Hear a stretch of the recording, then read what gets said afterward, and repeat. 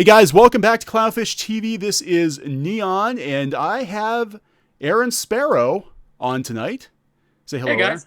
Aaron's going to be joining me. Geeky is still ill, so she's not going to be joining us for this conversation. But hopefully we can keep you entertained. I know what would help her What would help her? feel better. But nobody seems willing to do it. Brushable hair. Brushable hair. Neither one of us can help her with that. Sadly. So anyway, but yeah, we're going to talk about comic books tonight. Aaron and I have both worked professionally in the comic book industry off and on throughout the years. And he actually wrote me this afternoon and said that Evan Dorkin, the creator of Milk and Cheese, sort of had a cathartic moment, I guess, on Twitter today about the state of the comic book industry. I was not aware of this. I was busy doing other things that pay better. Well, I'm sorry. No. Actually, I want to make sure that before we get into this, everybody understands. We want to keep this positive because there are some people who are grousing about the state of the comic book industry, and yeah, the mainstream comic book industry is on the decline. I mean, there's no way to be nice, I guess, about it. It's not doing well. The money is really not there. But I have a lot of hope for independent comics, for self-publishing. So we'll talk. I'm actually going to let Aaron kind of introduce this here, I guess, a little bit. You read more of Evan's tweets, I believe, than I did. Yeah, actually, I was kind of surprised. It was actually I was talking to James Silvani, and he said, "Hey, did you see what Evan Dorkin tweeted out today?" And I rarely pay attention to comic book Twitter because generally it's just seems like it's a lot of drama all the time. So I was like, what happened is my first question was is he okay? Especially after the week that I've had. Yeah. Yeah, why don't you tell folks about that real quick? Aaron almost had a horrific death by hoodie this week. So thankfully he's okay and he's able to come on the show. Why don't you tell everybody about that? Oh, okay, yeah, real quick. My car died at an intersection out during the busiest shopping weekend of the year. As I was in a turn lane. And I couldn't get it to kick over, so I was like, I just have to push it into this parking lot and call a tow truck, see what the problem is. So I started to do that, and then two good Samaritans came up from behind and started pushing the car, and were like, hey, jump inside so you can steer it. Mm-hmm. And I said, okay. So as I started to jump into the car, an impatient lady in the opposite, coming out of the parking lot, decided she didn't want to wait and was like on her phone and wasn't really paying attention. And she pulled out and sideswiped my door, which then slammed on my arm. And since I was kind of half in the car, half out, I fell. But my hoodie, the sleeve of my hoodie got tangled up somehow. I don't even know how. And I kind of so I wrenched my arm and I fell onto the ground and was dragged about 30 feet by the car before we were able to, because at that point it was on a downward slope and the guys that were pushing it couldn't catch up and everything just kind of went wrong. And of course the lady took off. We have no idea what happened. Hit and run. Happened so fast, no license plate or anything like that. But oh my God. Yeah, so I ended up with some bumps and bruises and abrasions and a separated shoulder, which is delightful. Oh my God. Yeah. I was like, I found out on Twitter, actually, you were on Twitter type. I'm like, how the hell did you manage to almost get killed via hoodie? Like, I don't even understand this. Well, everybody thinks that, when everybody read it, they thought somebody driving the other way, did their mirror snag your hoodie somehow and pull you along, So yeah, that's the actual embarrassing story of how it happened. Just a freak accident that could only happen to me. Oh my God. Well, hey, thankfully you're all right. You're here. And now we're going to talk about other people's misfortunes, I guess, this evening. No, but go ahead, because this is really interesting. This is happening more and more. We see, comic book creators having sort of meltdowns about the financials in the comic book industry. I've, read Comics Beat pretty regularly. I see these kinds of articles pop up every once in a while. It's almost like the comic book industry is afraid to admit that the money is just not what it used to be. And I don't even know the money ever was what, it used to be, quote unquote. It's just, But you told me about Evan Dorkin, and I had to look into it. I did not have a chance to read all of his tweets, but yeah, continue where you're at. I'm sorry to interrupt. No, we got to catch everybody up. Yeah. So Evan Dorkin, if you're not familiar, he did Milk and Cheese, which was a huge hit, indie hit back in like the early '90s. He was pretty well regarded, and he's kind of laid low, I think, the last couple of years. But he just kind of came out today on Twitter and was like, "Hey, I think I'm going to quit."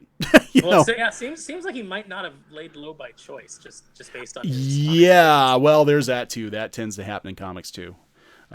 He did Beasts of Burden with Jill Thompson at Dark Horse. He did the Eltingville Collectors Club, which actually had like an animated pilot, if I remember correctly. Wow, I think I remember watching that. So he's done a lot of different indie books in the industry, and some stuff that's been very well regarded. And he just started tweeting today. He said, I don't know if you can pull them up, but I'll just read what I've got here. Yeah, I've got them. I pulled up. There's an article on Bounding into Comics. It actually has a. God, it just goes on and on and on and on. Yeah, it's a pretty long thread. So we'll see if we can. He says, so just stop me at any time if you want to interject. He says, I always used to say I'd never quit comics, but I also said I'd never do variant covers, and I've caved on that one. I'm getting too old to live this marginally, especially when I have a collaborator comic blocking the most profitable project I have going. I'm just tired of all this. So somebody's gonna get thrown under the bus here. It's like pretty evident right from the Yep. Somebody's at fault. I've never heard that term, comic blocking. I haven't either. But that's why Evan Dorkin is regarded as the creator that he is because those off the cuff phrases that he can coin. He said, I just should have gotten an agent and tried to do animation stuff full time when I had the chance. We had better credits than a lot of full-time animation people, but I was fearful and resistant to change. I should have left SLG, Slave Labor Graphics, is what that stands for, a decade earlier, but I was loyal and fearful, etc. I should have chased money and stopped pushing my own work because the 90s are long dead. It's okay for me to live a cartoonist life, and your partner makes the crazy choice to be there, but your child doesn't. I'm tired of still having to convince people to buy my stuff 30 years in. I don't make graphic novels, and there's no place for my humor stuff in the direct market. I'm down too deep to become a webcomics artist. I'm a comics writer now. I have no time or reason to work on Dork or anything like that. At least I have Beasts of Burden working around the co-creator, which would be Jill Thompson. So it seems like there's some kind of creative break with Jill. He says, Kickstarter and Patreon isn't for everyone and or every situation, by the way. I can't drop commitments and more on, it should be more on, just to make some gag comics. Maybe the time is just over for that side of my career, for a while at least. Times change, I didn't. Dinosaurs die. No, don't talk like that. Don't talk like that. All right. Yeah, it's wow, really God, this is dark. Okay, go on. It does, yeah, it gets dark. The only things that have really made us solid money have been outside comics. God, we all say that. Magazines, bookwork, illustration, animation writing, design, pitch Bibles, and the thing we did this year we can't discuss yet. But stupid me, I concentrate on comics because that's my heart. And that's how they get you. I joke about not ending up like Wally Wood, and yet I go wasting my life on comics. No life, money always a problem, feeling like the pages I ache over get tossed into a bin. Then Beasts of Burden is successful, and the co-creator won't finish a 5-year-old script. It's a joke. Wow. I don't think many people understand that when someone throws a project under the bus, it's not just that the book sits. There's a domino effect. No second graphic novel income. No foreign rights income, 7 editions. No third and fourth graphic novel. I can't write, get paid. I have to find work. The letterer gets no work. Dark Horse Comics doesn't recoup advances until after the collections. We've had one Beast of Burden collection out, published in 2010. A miniseries was written, and only 2 issues came out. The 4th script was turned in 5 years ago. Anyone remember this tweet? I do. And he tweets a picture of Jill Thompson's Twitter account saying, happy to say that I can charge full steam ahead on Beasts of Burden now. I'm so sorry to have let Evan Dorkin at Dark Horse Comics down. 4 years later. No. Yeah. Yeah. I know she's busy, but yeah, wow. Okay. I think too, I have met Jill several times. I wouldn't assume a familiarity that isn't there and say that I know her. I've had some nice conversations with her over the years. I do know that it was a couple of years ago. I'm not sure how many, but I know that she was going through a lot of really rough personal things. And I know that delayed like a lot of the fulfillment of our Kickstarter, I guess. I guess there's still some things that haven't been fulfilled to certain people. Yeah. So I don't want to sound like I'm being harsh on Jill because I don't know her situation. Right. Yeah. Then Evan goes on, if you think I and people at Dark Horse Comics over the years haven't done all possible to resolve this, think again. I've pleaded, cajoled, listened, walked from the book, walked back, brought in a new artist on side stories. There's no dirt, no fallout. Also, no new pages or movement. Mm. On a positive note, the collaboration between me, Ben Dewey, Nate Pecos, and Dark Horse Comics on the Wise Dogs material has been the complete opposite experience, and we're doing more. But until things get smoothed out, the main series storyline will not move forward as it hasn't in years. He goes on. He goes Oh on with my. some more. Yeah, there's like 5 more tweets where he talks And about like having a contract with your co-creator, and so I guess maybe he can't move forward on the main story without Jill. I guess because she co-owns it. That's kind of the... probably it. And I'm looking, and he goes into all caps and something about therapists. So it's not a terribly good. So I don't know if he's just talking about, quitting this book, or he's talking about quitting comics completely. It seems like, I mean, he says at the beginning he's thinking of quitting comics. Like, it sounds pretty definitive that, he's just kind of like he's lost that love and feeling. Yeah, well, I mean, they always say, comics sometimes doesn't love you back the way the industry is now. Now, I do disagree with Evan, though, going down. I mean, it's all like, okay, it's doom and gloom, and I can't just do this, and I can't do that. I hear a lot of I can't. And, in regards to like Kickstarter and Patreon crowdfunding, I'm like, you had all this downtime in the, in the interim, why didn't you try? Why didn't you try doing something different? I think he's got enough of a name that he could actually, make a Kickstarter or an Indiegogo project work. Yeah. I think he probably, if he would have even taken, Milk and Cheese or something, especially now since there's that everybody wants that hidden nostalgia. And it was a big hit back in the early 90s. I think he would have done fine, but it just seems like I think a lot of pros working for mainstream publishers are locked into this mindset that this is the way comic book industry works, and we're not gonna change. So now you pointed out that Roger Langridge retweeted him. Now, Roger, if you're not familiar, is pretty well regarded. I believe he's in the UK, cartoonist. He worked on The Muppets, which I think, were you his editor on The Muppets at Boom, Aaron? I was his editor on the Muppet Show. Yeah. Roger is an amazing talent. I've always said that he doesn't get the recognition that he deserves. No, he doesn't. He's a cartoonist. He's, when people that are actually in the industry that actually, produce content, when they talk about, the very best among us, Roger is always, really high on the list. I don't think that he gets the mainstream recognition that he deserves. His art style is very old school, very cartoony, but his writing is brilliant. He did that Thor series for Marvel, which was highly praised. It didn't really get any attention and didn't sell well and was canceled. But yeah. I would have thought that would have at least rolled him in. I don't know how the politics at Marvel work, but Roger is, not to denigrate anybody, but Roger is better than, I would say, at least 80% of the people currently putting out books at Marvel. I have no qualms about saying that. That's not even really an insult, because Roger is just that good. Yeah, I was real impressed with the Muppets books. I mean, he had the I know the Muppets were huge in the UK, and he had the pacing down. Like, it felt like you were watching sort of a stop motion Muppet Show episode. Yes, and as his editor, I can tell you that he was such a joy to work with. He's so easy to work with. He's such a, just amiable guy. If you give him notes, he absorbs them. He'll come back with something. He's never precious about the things that he's written. And I didn't ever have to give him that many notes. I mean, I had to pass on like the studio's notes mostly, but for me, I never really had to give him any notes, because everything was always so spot on. And actually, there were a lot of times that we'd get notes from the Muppet Studio that I would think were wrong. I was like, wow, Roger has a better handle on this than the approval people, which, honestly, that does happen, because, a lot of times, sometimes your approval people are really invested in the property and really know it. And sometimes they're just people doing a job.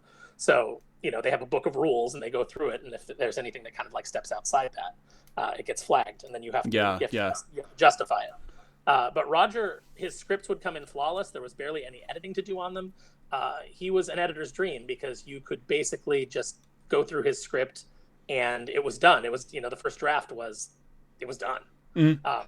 So you could concentrate on your creatives that needed a little more help, but you always knew that what Roger delivered was going to be solid. So to see that Roger is struggling and Roger's not getting work in the industry kind of just really, I think, just further underlines the fact that there's a lot of people in the industry that are less talented that are getting work. And I think it's, as always, it's just based on who you know and who you're friends with and, who wants to hook you up, and not necessarily on the merit of the work that you've done or the work that you're capable of doing.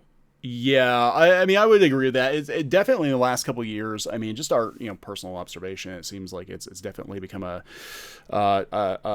tougher club to get into than it used to be. I mean, gone are the days when you take your portfolio to a convention, and get your have your work reviewed by an editor. I've heard stories of guys back in the '90s getting hired on the spot.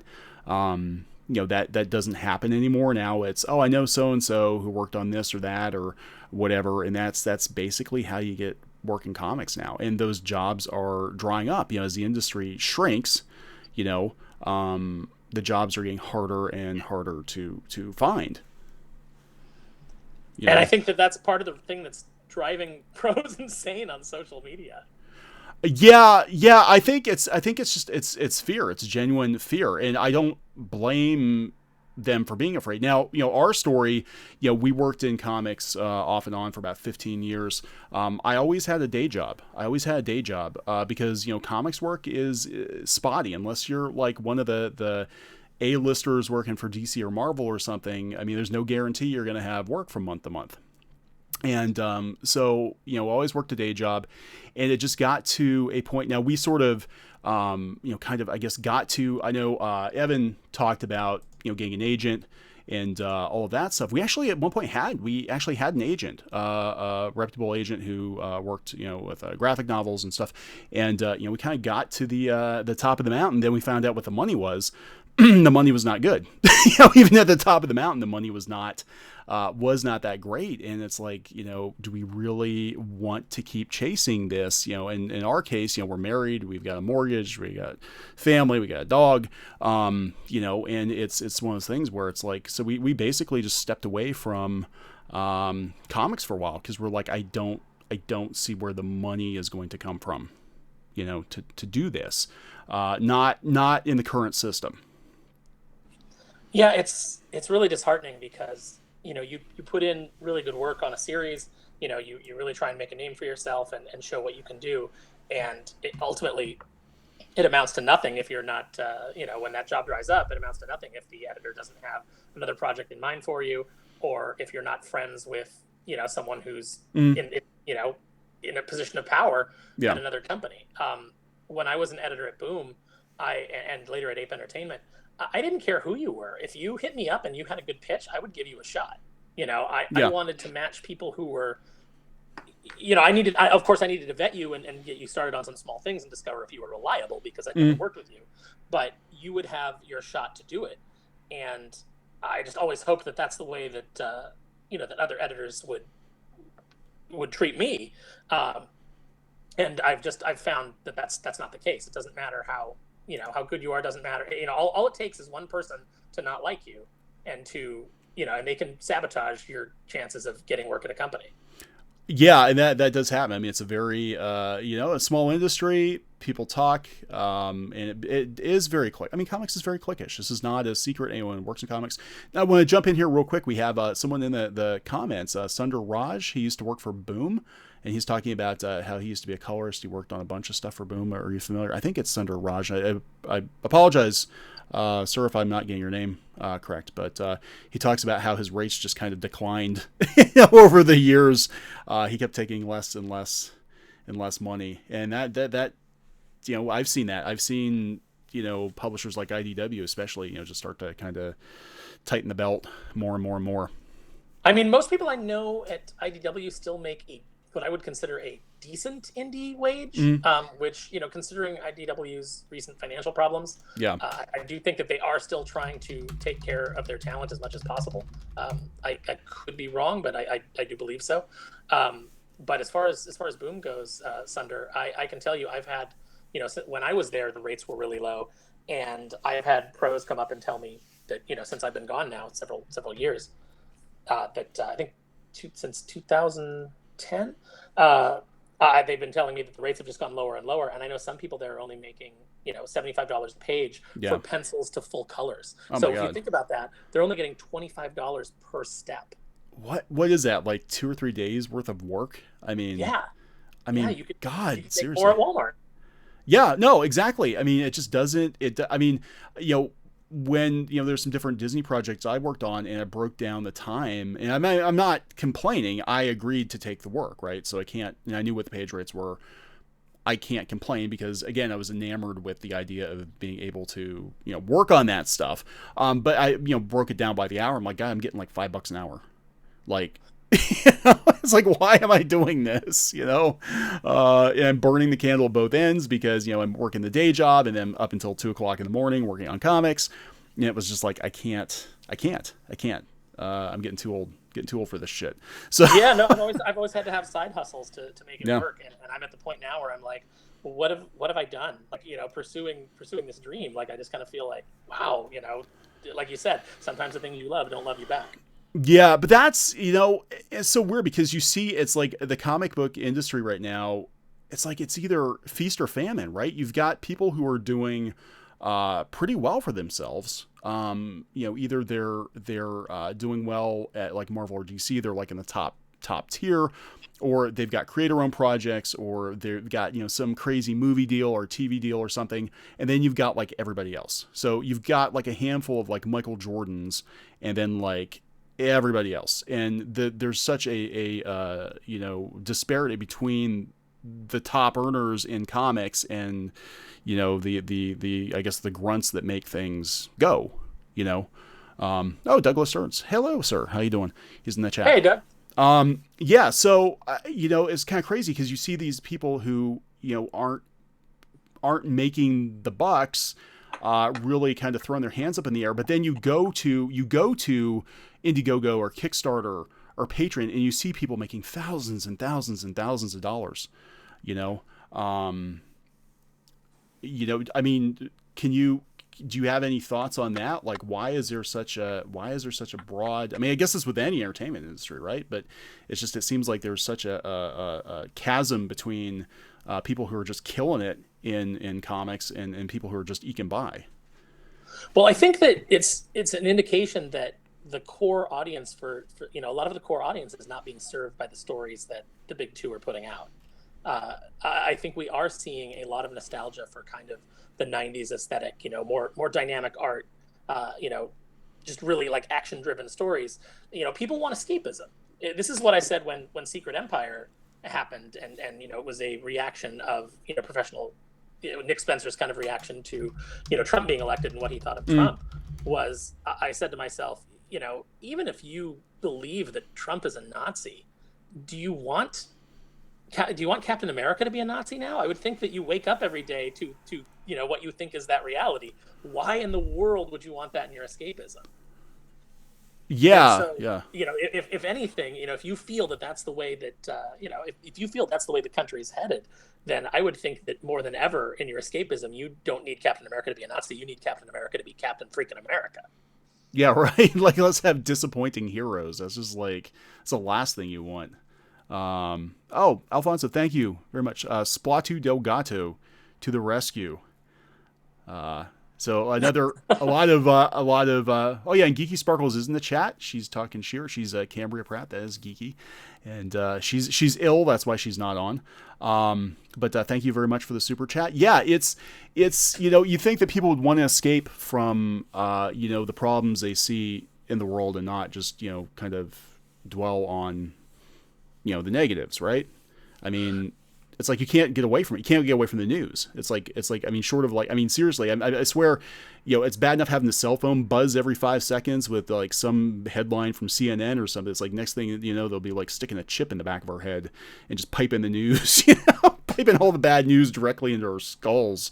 I disconnect from social media quite a bit. I'm on Twitter pretty much every day talking to people, but I have periods where I disconnect because it's like I just don't want to hear this anymore. It really does something to you. I don't think that we're meant to be that connected to that many people I don't think our brains are wired for that. So, sometimes you've just got to like kind of disconnect and go out with some real friends and, hang out. I noticed that a lot of the people that I know that get the most worked up on Twitter and the most worked up about politics Mm, are spending their entire day on Twitter, and they're my friends that are like the loneliest people in my group. yeah, yeah. People that are not that social, and so they're just absorbing social media, and it's like a poison. You gotta disconnect. I have fun on social media because I don't get involved in any of that.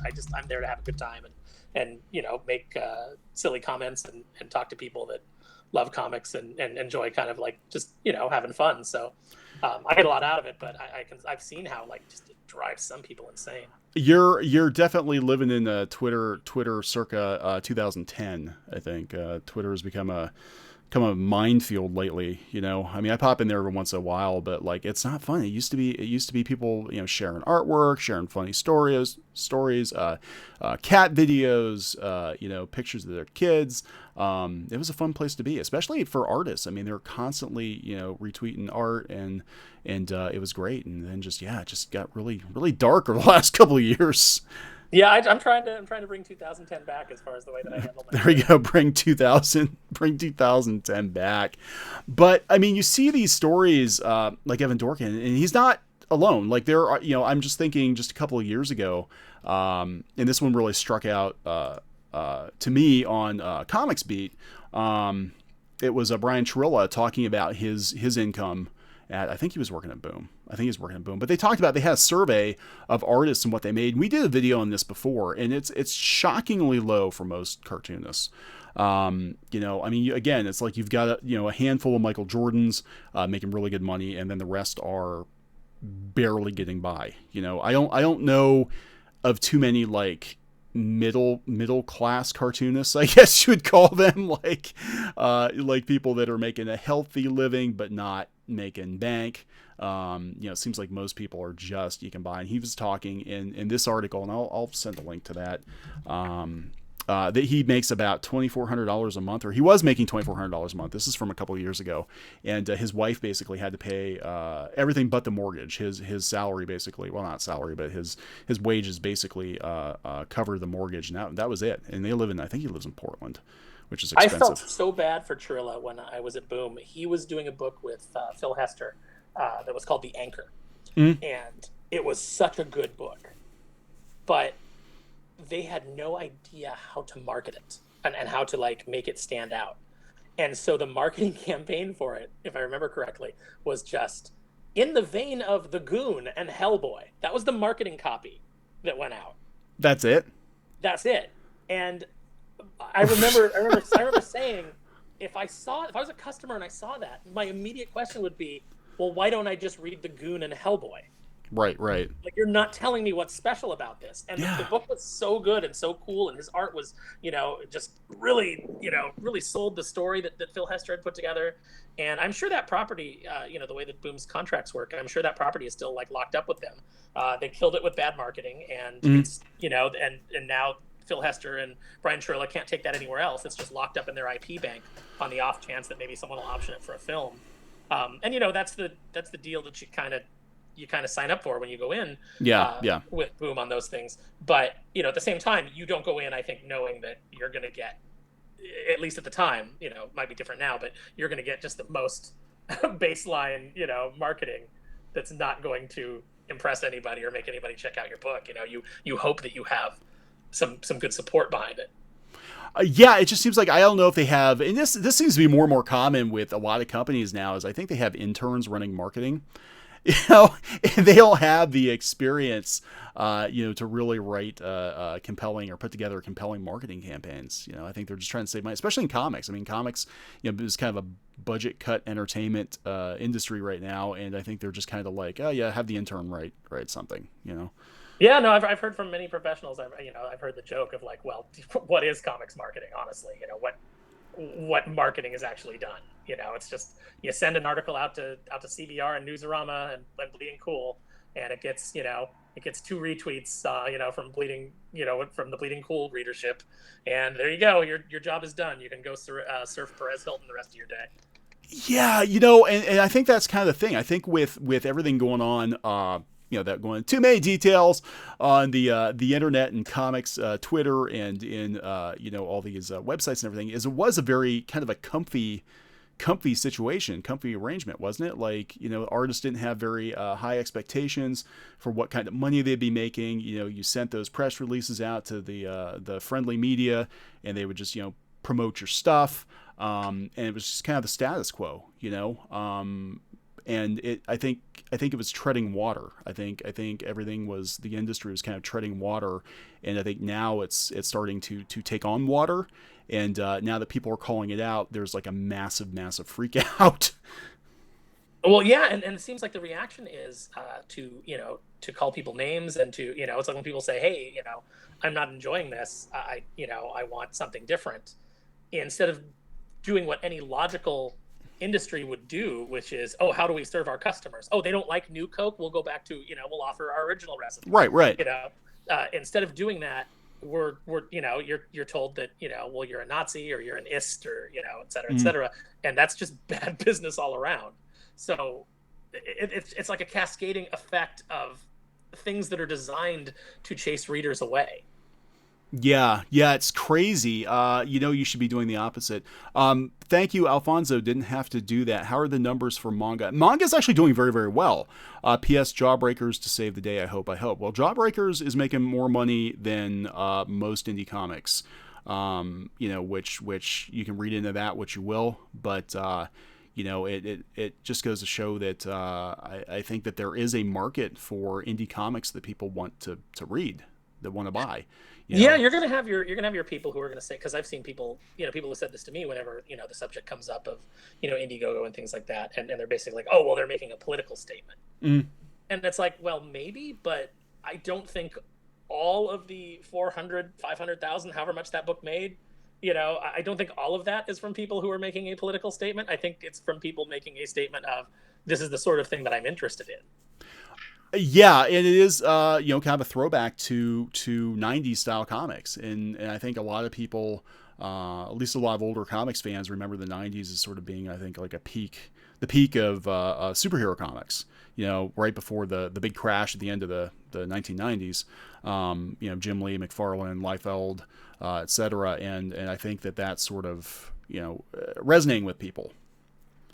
Yeah, and I think that I think that it attracts new fans as well. I think that dynamic art attracts people, and that's what the 90s was. Whether or not it was anatomically correct, it depended on the artist. But I'll tell you what, when Rob Liefeld first came on New Mutants, I was intrigued. I was like, what's this art style? I've never seen this art style.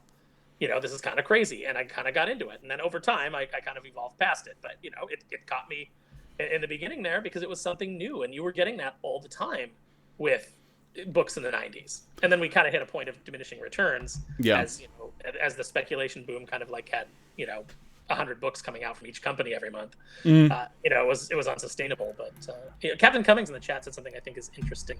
He said, I think that it's a circle of misery. Sales are lower, which discourages people, and then they do lazy work, which again lowers sales. I think there's some truth in that. Yeah, I think so. I mean, I think a lot of people are a lot of comics critics are busting on the quality of work from a lot of publishers now. But if you're getting $75 for 3 days worth of work, wouldn't you rather have $75 a day? So just crank it out. Crank it out. I see books all the time that have no backgrounds, and I'm like, I understand. I understand why the artist didn't put a lot of effort into some backgrounds here. I understand why they just traced over, a 3D model of a city that they looked up on Google Sketch. I get it, because they've got to make it, worth their time. But then at the same time, as a reader, I say to myself, well, I'm not going to pay $6. Well, like Marvel books are like $4.99, $5.99 now. Yeah. I'm not going to pay $6 for this level of art, and I'm certainly not going to pay it for the level of writing. If I have to read one more story where characters are sitting around in a coffee shop, I'm gonna blow my brains out. I can't I can't pay $6 for that. Yeah, and they just keep it's like they're trying to get more blood out of the same rocks. Like, I don't think the comic readership is growing. It's just they're trying to milk the existing readers, and the prices creep up and up and up. And I mean, that should be an indication right there that things aren't good.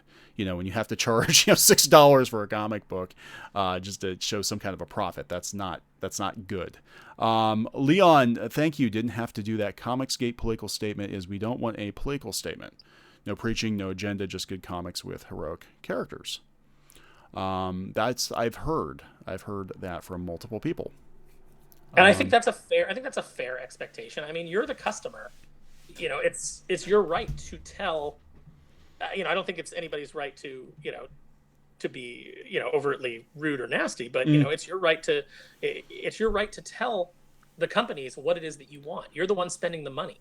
If I'm working on a book, and fortunately I've gotten nothing but praise for what I've worked on.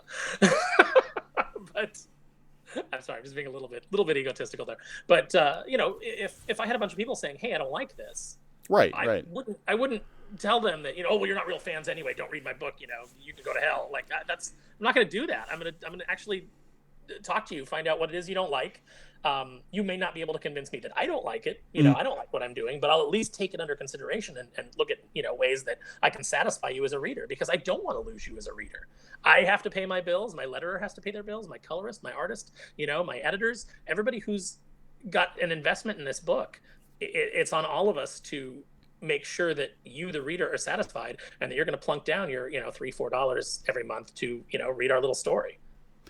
Yeah, but it's weird because comics. A lot of people working in comics don't see it that way. They see it as more of a and again, you hear about the comics community, but it's almost like an art club or something that you just happen to make a little money doing your comics, enough to maybe get by on. But a lot of people working in comics now, and this isn't. I'm not trying to knock against these people or whatever. I mean, I've got some friends that are wired this way, but they're not business people. They don't think like a business person would. Like any other industry, that would be a logical thought, right? It'd be like, I don't want to piss people off. I want to make money. Comics are just like, I just want to be left alone and draw my comics. And oh, by the way, I hope you buy them, but whatever, it's just like, what? And that's fine if you're an introvert, sure. But don't go out and actively insult, the people that you want to buy your book. You do need the fact of the matter is you do need them to buy your book. Don't say I don't need you. I don't need you in my audience. Yes, you do. And so does everybody on your team. Right.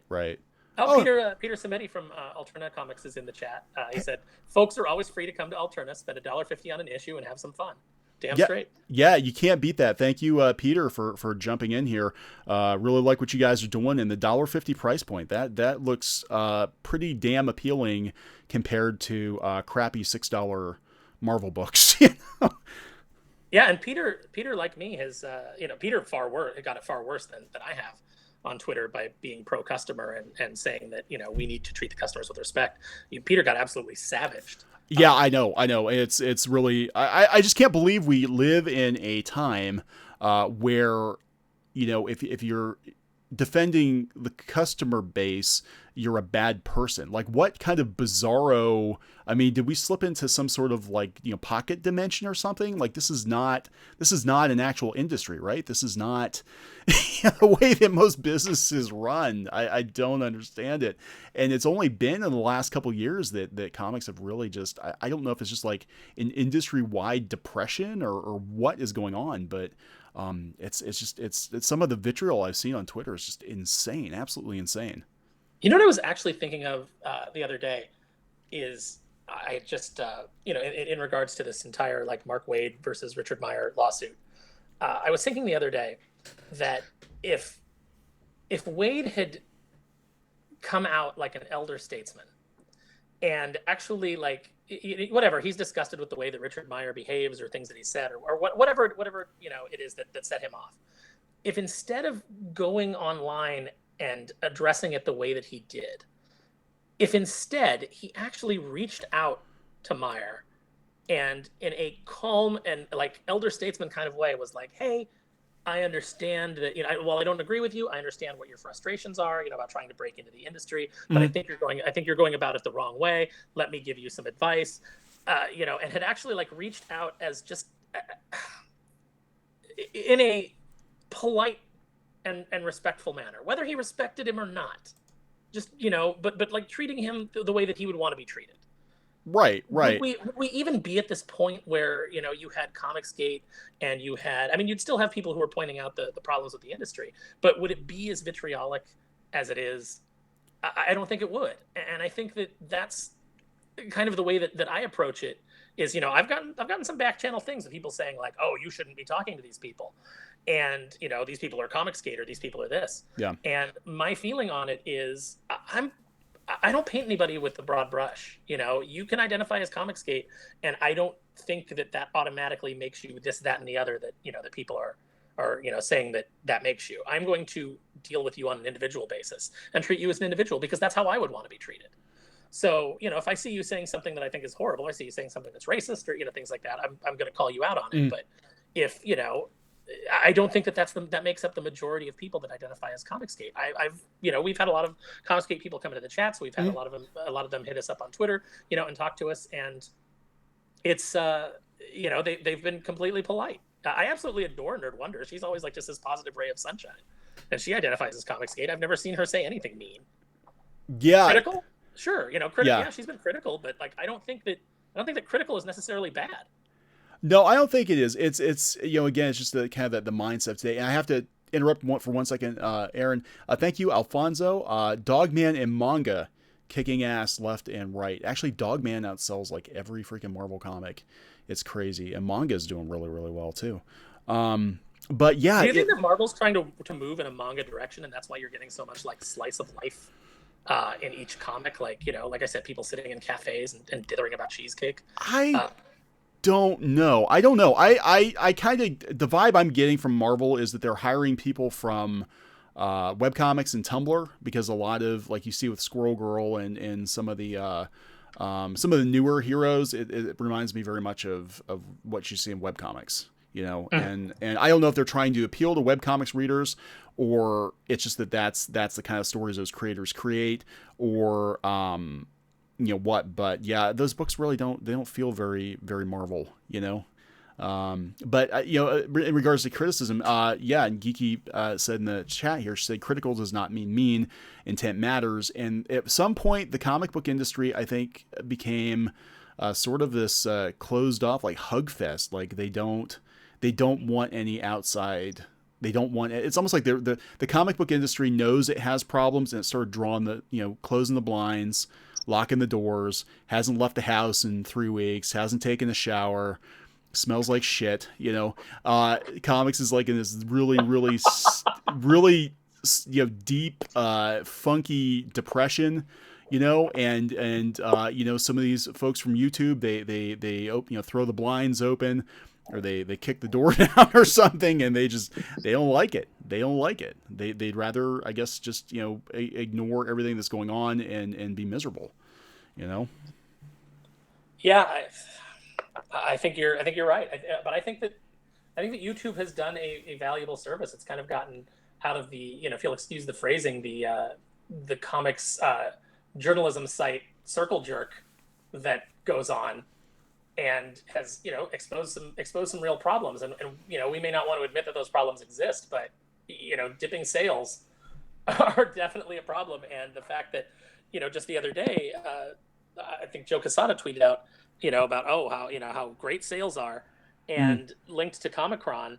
And right there in the link, one of the very first things it said was like, oh, this is the first time that comics has had an up month since, you know, or has had a successful, you know, month based on these parameters since, you know, August of last year, or like 2016 or something like that. Yeah, and that's not something to brag about. I mean, that's not something to brag about. You know, it's like, oh, awesome, you've struck out, you know, every inning. You just happened to bunt, you know, once. That's not a good track record. And, you know, I'm kind of wondering, you know, and again, I'm not going to go down this rabbit hole like conspiracies or all that, but I mean, there are a lot of Marvel books sitting in discount stores. A lot of Marvel books, you know, where are they going on the record book? You know, how are they keeping? Because, you know, how is that being accounted for? You know, I just, you know, if these books are selling like hotcakes, they're not winding up on and basically the dumpster, which they are. Let me ask this because I'm not sure about this, and maybe you know, but the big Ollie's discount dump that Marvel did recently, Yeah. does that come from Marvel directly, or Yes. is that okay? So that's not even Diamond getting rid of unsold No. copies. That was according to Ollie's, because they always tell you they have a disclaimer where they got stuff from. They said Marvel called us one day and said they had a bunch of books they had to unload, and they've got pallets and pallets and pallets full. And we've had people, I trekked over to the closest Ollie's to us, and Dan Slott's Spider-Man's as far as the eye could see, Secret Empires, stacks and stacks of Marvel books for next to nothing. So they're not selling. So where do they go on the books? I don't know. Yeah, that's interesting. It's interesting, like where those get tallied. Like when you're touting these amazing sales, Mm, is that obviously that's going to be reported on your bottom line when you yeah. turn in your numbers to Disney. Oh, look, we sold all these books, but if you sold them at a huge discount, how does that get Right. tallied? How does Disney look at that? I've heard. Well, that's the thing. We don't know because of the way that Disney's structured, and now they just restructured this year that all the publishing goes in with, I think, consumer products. So basically, all the books, from Marvel and from Harper, or not HarperCollins, from Hyperion, all of the publishing endeavors get rolled in with T-shirt sales. So you have no way of knowing, shareholders have no way of knowing exactly how many copies of Marvel Comics, how much money they're making on publishing. But Um, Disney knows, and Disney's not one to allow divisions that aren't profitable to continue that way. They'll close down profitable divisions if they're not profitable enough. they've done it before. We keep, Geeky and I keep talking about Disney Infinity. Disney Infinity was the top Toys to Life video game franchise. It was out selling Skylanders and Lego Dimensions, and they pulled the plug on it because they're like, yeah, 5 years from now, we don't want to be in this business. So, boom, gone, just gone, like no warning. And it's totally conceivable. I mean, they've already downgraded Marvel. Marvel, they moved them to another building. They shoved them in with other folks from Disney Publishing. I heard it's really crammed quarters. They seem to be trimming the fat, and with all the building they're doing in theme parks and buying Fox and all of that. I mean, it's very possible, and I've said it before, and I know it sounds like a broken record, but the day may come where Disney's just like, yeah, it doesn't make sense for us to publish comic books anymore. We'll just job it out like we do all of our other characters. Yeah, well, I think that's what they're. I mean, I think that's their test on the waters with the Spider-Man book at IDW and some of the things they're doing. I think they're kind of going like, well, maybe is this a viable model for the Marvel universe? Yeah, and if that happens, what does that do to the comic book industry, the American? Because you're talking Marvel accounts for almost half of comic book sales. It's like if Marvel just like disappears, I don't think it's gonna be a case of, oh, we're just gonna transition all of our books over to IDW. It'll be like, we'll publish Avengers and Spider-Man and Hulk and whatever we think is gonna be profitable, but we're not gonna publish these oddball books too. I don't think that IDW could handle like taking on the entire No, Marvel, no, especially in their current the current downturn that they're having. Which yeah, again, I think is obviously I think there's some missteps that they've made with their public relations and things like that, and allowing creators to go out and maybe shoot their mouths off too much, yeah, and insult fans of various properties. But as far as their overall, I think it's just because when Marvel's down, everybody's down. mm, You don't you go to the store to pick up a Marvel or DC book. That's what drives you to the comic book store. And then while you're there, you pick up IDW, you pick up Dark Horse. Unless you're there's just a title that you're a hardcore fan of. But your casual reader, that's why they're there. And if the casual readers are leaving Marvel and leaving DC, then those other companies are gonna feel the heat.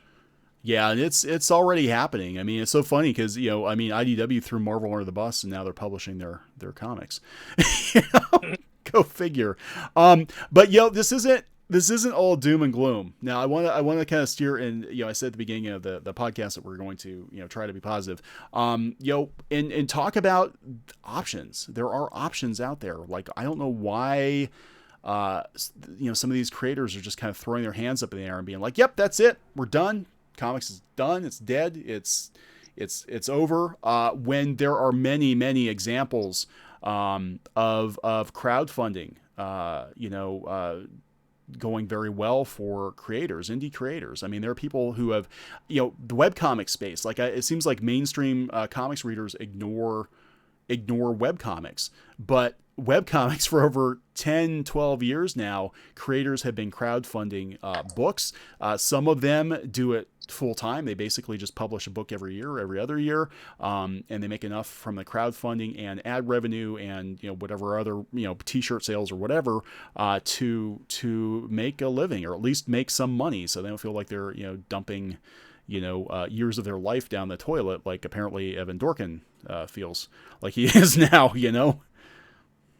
I think in Evan Dorkin's case, it might just be he's been in it so long that he can't see any other way to do it. And I think that a lot of the industry is kind of caught up in that, is like, well, this is the way that it's always been. Yeah.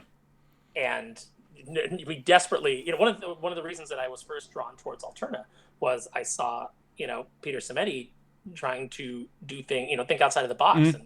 And I saw like, yeah, he's bringing back comics at $1.50. I was like, how in the hell can he do that? And I started like looking into it, and it was like, oh, he's bringing back newsprint, and he's doing this, and he's looking for alternate distribution channels and trying to get them in Books A Million and all these other like retailers and kind of circumvent the archaic and broken diamond monopoly. And that's what really like kind of like turned me on to Alterna. That's where I really first noticed them. Yeah, I mean, I'm familiar with Alterna. We actually had some folks we know publish books through Alterna, but yeah, the newsprint thing was a pretty cool idea, because really, I think the price point of comics has definitely hurt the industry. Again, you're trying, instead of bringing new readers in, you're trying to get more blood out of the existing rocks, and it's not working. It's driving people away. I mean, $4, $5, $6 for a comic book that takes you less than 10 minutes to read, or you can pay for half of a Netflix subscription, which is the better deal. Yeah. What are you going to get more entertainment value out of? I mean, it's half the some of those event books. It's like, oh yeah, hey, this book's $8.99. Like the new X-Men #1, I think was $8.99, and I skipped it because I'm like, I'm not going to pay that. That's if I catch it on sale, I could buy a Marvel Legend for that.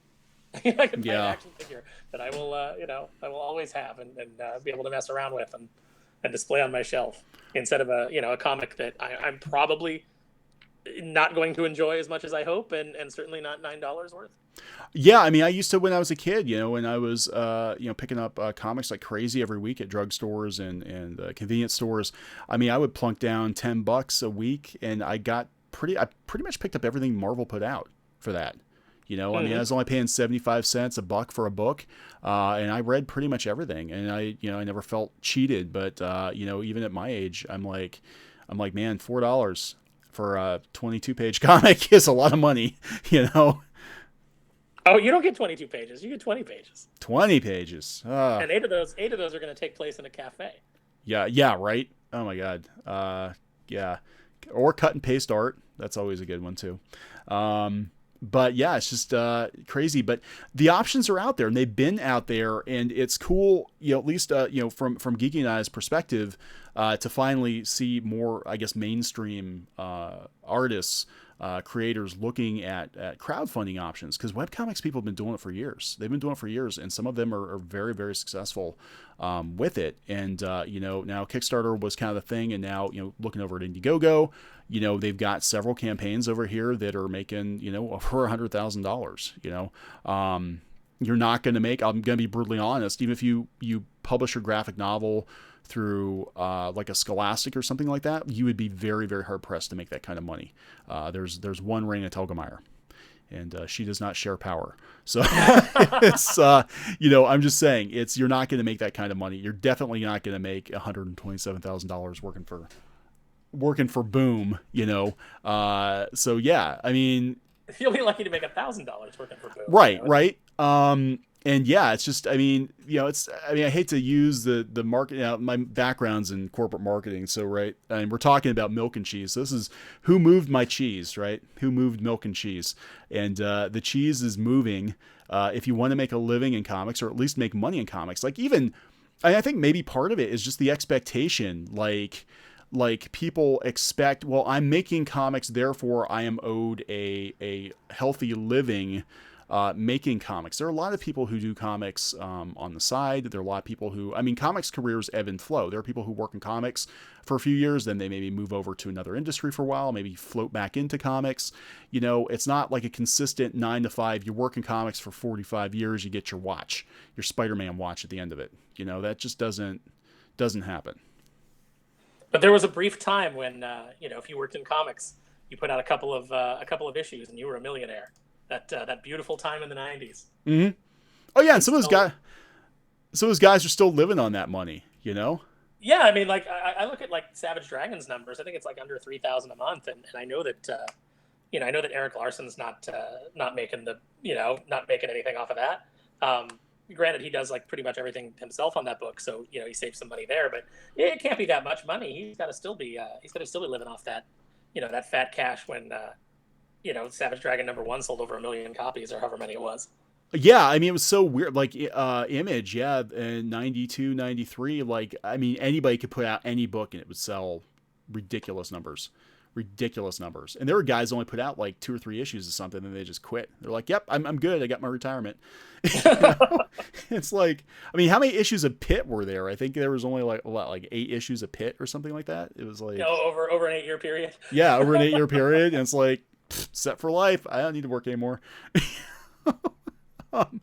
But yeah, there's so many options out there. Just that a lot of these creators are not thinking outside the box. They've already, like in Dorkin's case, he's already shut the door. He's like, I'm not going to do Kickstarter. I'm not going to do Patreon. Yeah, it works for some people. It doesn't work for me. I'm like, have you tried? You know, yeah, give it a shot. Have you tried instead of, you know, look, I'm not busting on you personally, but like instead of spending all your time grousing on Twitter, you could be spending that time promoting your own crowdfunding campaign, or be like, hey, this book is like really, really late. I can't help it, but I've got this other idea, you know, I'm going to do in the interim. I've got 5 years to kill. I can do something else, you know? Yeah, it's terrible that he's like tangled up and can't, you know, because if you could just move on and get another artist, you know, there's other artists out there that could, you know, kill it on a Beast of Burden book, like, you know, and even like paint. So, you know, like guys like J.K. Woodward and things like that, that I'm sure would be delighted to have the work.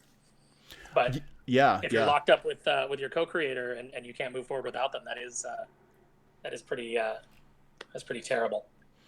Yeah, it's crazy. I mean, we're to the point now where, you know, I stopped looking years ago. I stopped looking for page work. I stopped, you know, I didn't see the point. I didn't see the point anymore. And I'll tell you the truth. All of the stuff going on in crowdfunding over the last year is like the only thing that's really reignited my interest in doing comics. Like, and Geeky was so mad at me. I was ready to just walk away from, like, I wanted to do comics ever since I was a little kid. Like, that's all I ever wanted to do. And I was trying, you know the story. I was, you know, teenager going to conventions. I think Dwayne McDuffie actually gave me my first portfolio review at a con, and he was actually very nice. You know, went to Marvel and DC when I was a stupid teenager, thinking I could just walk in and get a job, and went through all of that and finally broke in. And just got to the point where it's like, I don't want to do this anymore. You know, I don't want to do it anymore. And probably what, you know, Evan Dorkin's feeling, you get to a certain age and you're like, you know, where's the money? But, you know, we've had some success doing our own stuff, and, you know, knowing what the numbers are like working in the mainstream industry right now, like, I really think indie's where it's at. I think indie and self-publishing really is the future, because, you know, it seems like Marvel and DC, I don't think are going to change. I mean, you can complain all you want. I don't think they're going to change. I think what's going to happen is they'll probably just, you know, burn out and, unfortunately take a large chunk of the industry with them. So, you know, if you want to actually work in comics, you want to make comics, you know, you're going to have to start working on, the onus is going to be on you. You're going to have to build your own audience. And, you know, but there are like virtually unlimited options out there right now. And I just don't understand why so many creators are getting hung up on, you know, the way things are. Change it. You don't like it, change it. Well, you just hit 10,000 subscribers on here, right? We're almost at 14. Okay, shoot, that's a huge jump. I don't know what happened, to tell you the truth. Yeah, and we were actually going to. She-Ra happened. Shira happened. I think it was a combination of Shira and that one stupid video we did. We picked up a copy of Monopoly for Millennials. I have it. Yeah, Geeky's like, I happened. She said, I happened. That's what happened. But no, we picked up. Yeah, so it was just a perfect storm. I don't know. It just seemed like, with YouTube, it seems like once you hit 10,000 subs, like the algorithm just kicks into overdrive and they actually start promoting your channel more. Because it took us forever to get to 10,000 subs. Like we were dragging. I mean, we'd go for a month and we wouldn't even get 1,000 subs despite, cranking videos out. And then like, as soon as we hit 10,000, it was just like, bam, bam, bam, bam. I think we spent 2 days in the 10,000s and then we were already into like almost 12,000, like over a weekend. It was nuts. Okay. So if there's 14,000 viewers here and that keeps going up, how many of these shows do we need to do to get enough people? Because if you got 10% of the audience to pick up your book, that's viable. Yeah, I mean, it is. And, eventually, here's the thing. We are currently, we're looking to get back into the game. We did self-publish a couple of books of our webcomic. Next year, we're hoping to, try the publishing thing again, see where it goes. I don't know where it's going to go. I'm not going to bank on comics, to pay for my retirement or anything. But, there's no reason, with the technology available, you can sell to a global audience, You're not limited. You're not even limited to comic shops. You don't have to get your stuff sold through Diamond. You don't have to. It may be nice if the comic shops could profit off your work, but if you can't get your stuff into Diamond or whatever, you can still sell it to people directly. I want to get into comic shops, but I want to circumvent Diamond because you don't make any money going through Diamond. They take such a huge chunk. They do. And what do you really get out of it? Look at how many indie books. They sold 1,000 copies. That's not even, nobody's getting paid. Yeah. Except Diamond's getting paid. You bet Diamond's the mafia. They're getting their money. Yeah. It's like that scene from Goodfellas. Diamond comes along and goes, "Oh, you had a bad month? F you, pay me. Oh, your house burned down? F you, pay me." Yeah, and comics let itself get in that position. I gotta wonder, and again, this is like I'm not trying to dig up any conspiracies or anything like that, but I gotta wonder because it would be in Diamond's best interest to make the sales numbers look as good as possible too, because they know if either Marvel or DC fold or go under or have the plug pulled, that's the end of Diamond too. Like they're not gonna be able to bounce back from losing Marvel. I have friends at Diamond who tell me that Diamond is just taking like a wait and see attitude. Like, don't worry, it'll bounce back. It always does. And I don't think we're at that point anymore. I think there's too many other options. There's too many other, places that you can spend your money. And there's, just too much telling the fans to, go piss up a rope, to expect that it's going to bounce back in a major way. I don't think we're ever going to see the 90s again. I think that we can continue to keep the industry alive, but there's going to have to be innovation. There's going to have to be, new avenues. And I think that a lot of indie creators, are going to have to find their own way. Yeah. And I think that's what's scary to a lot of these creators is they're used to being, I hate to say spoon fed, but it's sort of a difference between an employee and an entrepreneur. The people who are going to make it in comics are going to be entrepreneurs. And you look at the early image creators, Todd McFarlane, the guy knew how to make money. He had business sense, even Marvel side, Stan Lee, business sense, Will Eisner, business sense. You get a lot of creators that sort of walked into an established system and they're decent enough employees, but if you tell them to go fend for themselves, they can't do it. Weapon access. I wouldn't mind being verbally abused if the creators who were responsible for it were actually talented. Oh my God. I had Harlan Ellison be really mean to me once, and I was like, okay, thank you, Harlan Ellison. Oh my God. The most brutal ass chewing I guess I ever got in comics people was when I was 17 years old. My art teacher took me to Marvel Comics when they were at 387 Park Avenue South, and I got to meet with submissions editor, and he had a little office. It was kind of, very, very tiny office. Dude hated life. He hated life. And he was looking through my God, he might be the same person who got me to quit drawing. Oh my God. John Lewinsky. You know what? I don't remember. Okay, I don't even know what he's doing these days, but he was. So I mean, this was a huge deal for me. So I spent weeks working on this portfolio, and my art teacher was so amped that they were actually going to let me go in, and she sort of snuck me off while the rest of the class was at the Museum of Modern Art or something, or in some field trip, and took me over, and I was thrilled. I'm like, oh my god, I'm in Marvel Comics office in it was 1993, the heyday of the 90s, and there's a dude dressed as Spider-Man, giving a tour around the bullpen, and freaking Stan Lee's there somewhere. God bless you, Stan Lee. But it was just a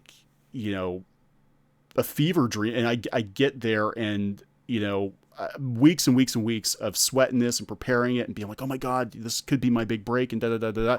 And I just have the submissions that are my stuff yeah, you're all right, but we got all these other kids that live right here in New York. They're way better than you are. See ya. I'm like, what? Geeky has the honor of most brutal ass chewing. Yeah, Geeky's given me some pretty brutal ass chewings over the years, most of which I've deserved. I might argue about some of them, but most of which I think I've deserved. But no, he was, it was so weird. It was just the dude just completely hated life, and this is back then when Marvel was making money, and then we had other it was so weird. Yeah, it just completely killed me, and I didn't even go anywhere near comics until years later. I was so devastated.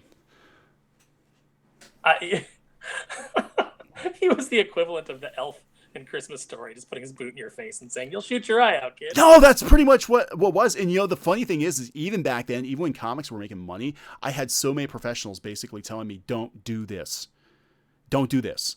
Mm-hmm. So, it was, oh my god. Okay, so Sundar Raj, and I apologize if I'm mangling your name, sir. I had a good 5-minute talk with Frank Miller at SCD High until he found out I was just a colorist. And then he went up and walked away. Oh man, that sucks. Colorists get. I mean, I know. I colored comics for, God, 10 plus years. I know it's colors. The comics just magically color themselves. Colorists don't get any respect. I feel so bad because colorists are brought in to salvage the deadline, right? Your artist turns the work in late, and you still have to be to press next week, and you've got 30 some pages to color.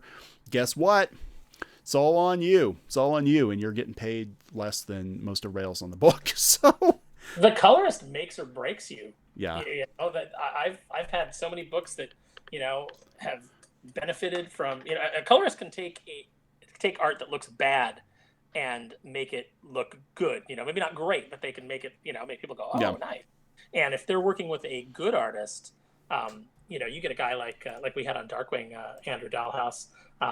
And we had some other colorists later, Lisa Moore, people who really just swung for the fences and knocked it out and just made that book really pop. And I had so many talented colorists on so many books over the years.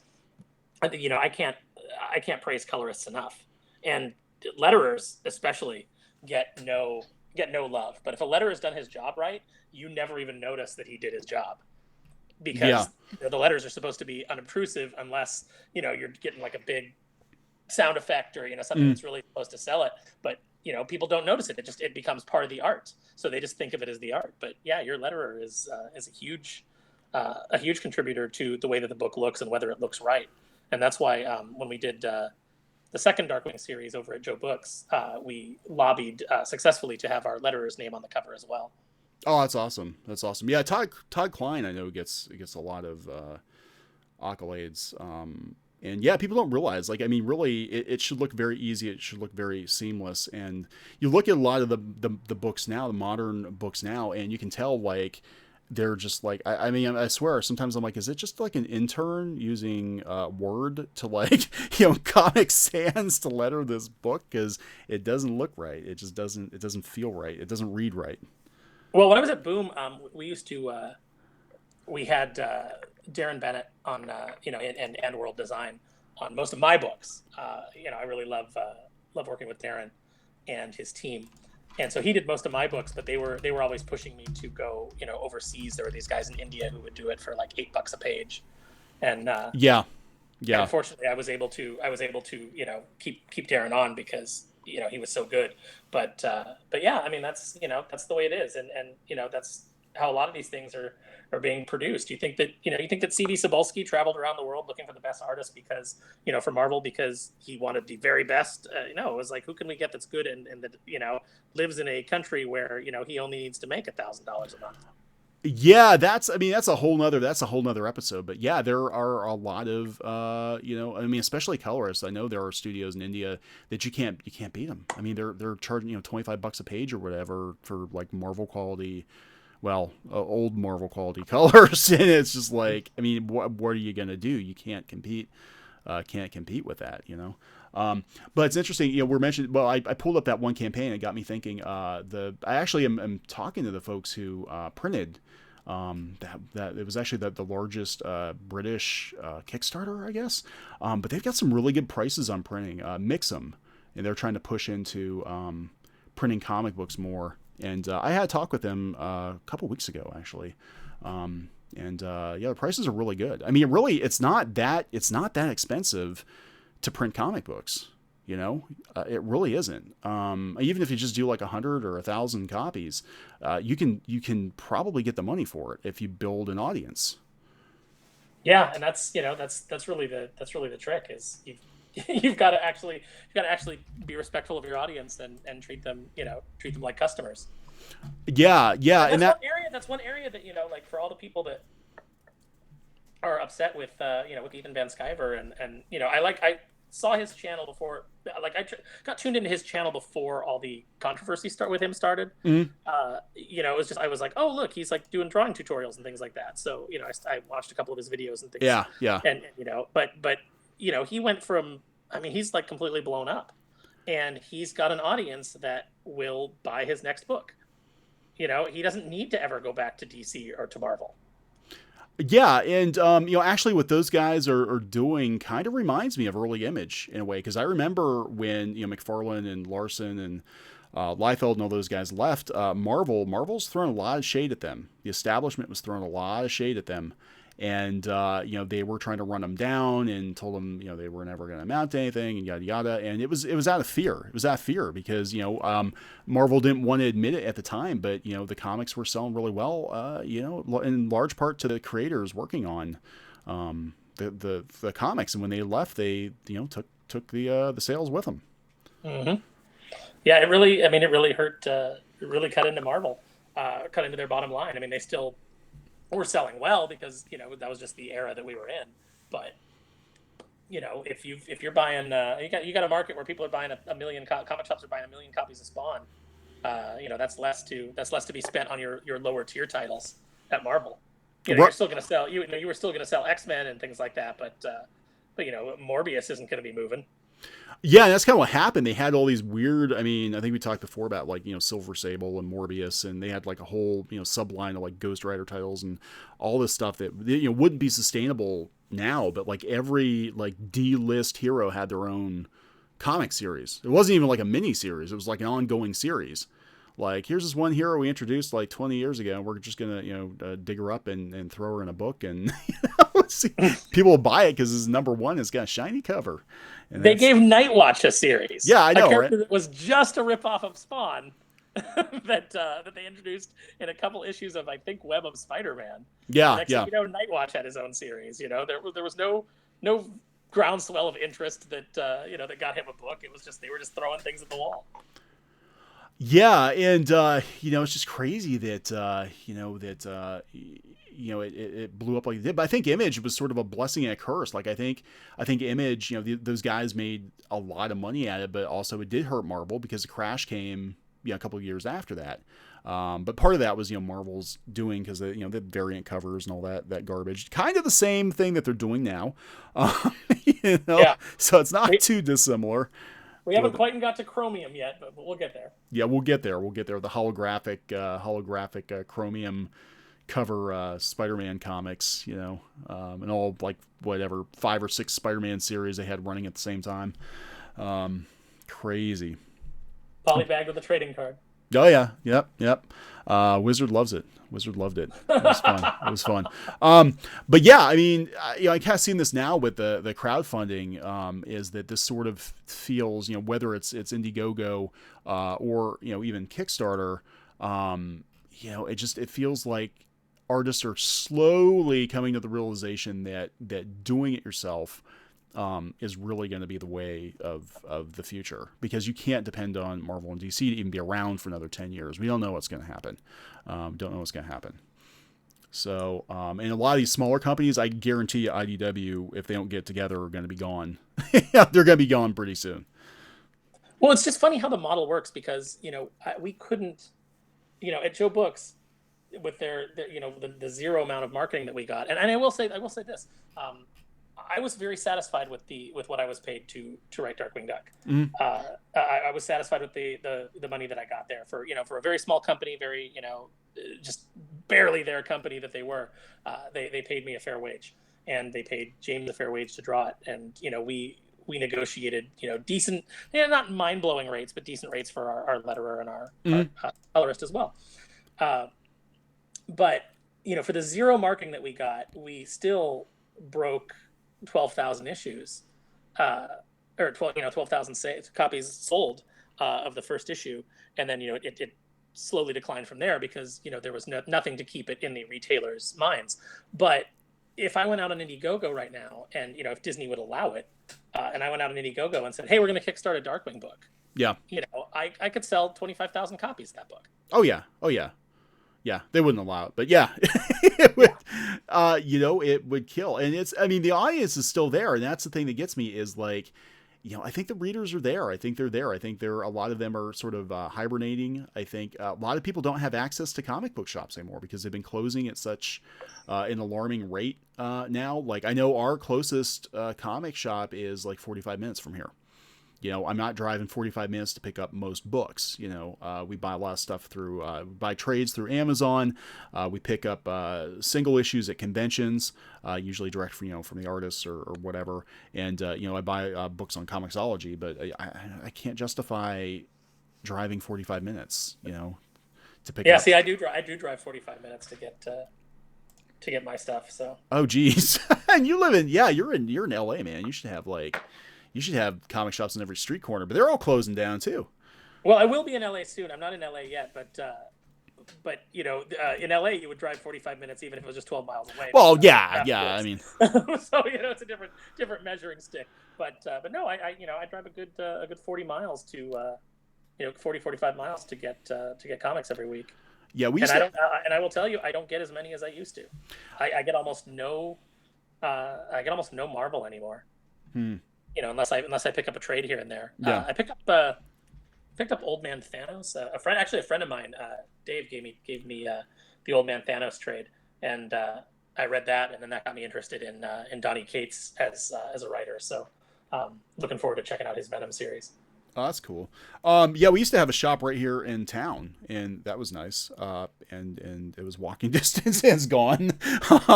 But yeah, they're all like just disappearing, and that's what I'm trying to figure out. Like, you've got Joe Quesada saying, "Hey, comics are doing better." I'm like, how, when we have so few, so many shops that are not in business anymore? How can you sell more books when there are fewer places to sell them?